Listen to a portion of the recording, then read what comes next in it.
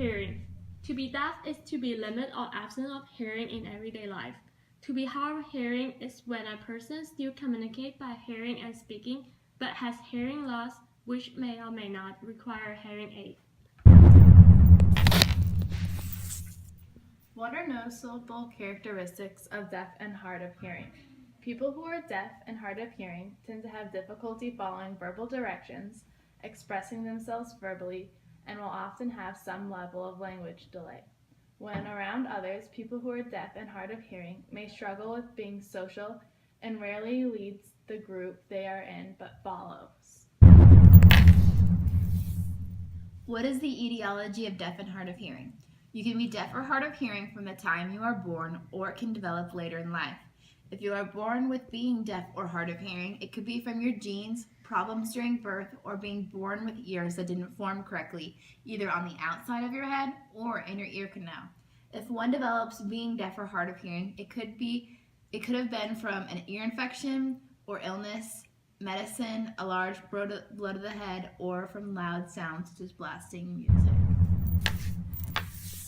What can we do in the classroom for students that are deaf and hard of hearing? Some things to incorporate in the classroom to help students that are deaf and hard of hearing are priority seating, incorporating sign in classroom, promote acceptance of your students, be sure hearing aids and other amplification devices are used, increase visual information, and minimize classroom noise.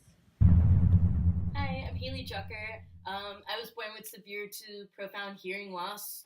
I got cochlear implant at the age of 2 and on my left side at the age of 12. So I'm here to interview with Kate about me. So, how does hearing loss affect you in your classroom? There's a few limitations that I have in the classroom. It's very hard for me to understand the teacher sometimes, depending on how fast he or she talks. I don't normally use the FM system because I don't really necessarily need it. Just as long as I sit at the front, it's hard for me to take notes other than keeping up. That's why I have a note taker. So, like I said, there's only a few limitations for me. Can you describe what the FM system for the students who don't know what it is? The FM system is basically you will have a little wire piece connected to your hearing aid or a cochlear implant, and your teacher will have a microphone that is personally just for you to hear. Nobody else can hear it. Okay. Only just you as an individual. Great, thank you. And then the second question I have for you is, what is your definition of hearing loss as a hearing loss individual?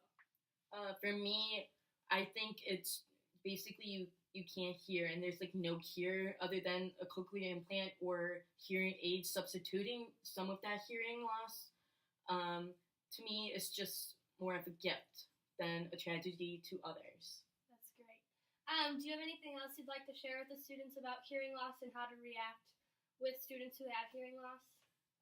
I think I basically just treat them with respect. Don't point out rude comments or make fun of their hearing loss or make any loud noises on purpose to them. Mm-hmm. Other than that, just respect them and treat them like they're individuals. Well, thank you so much for having this interview.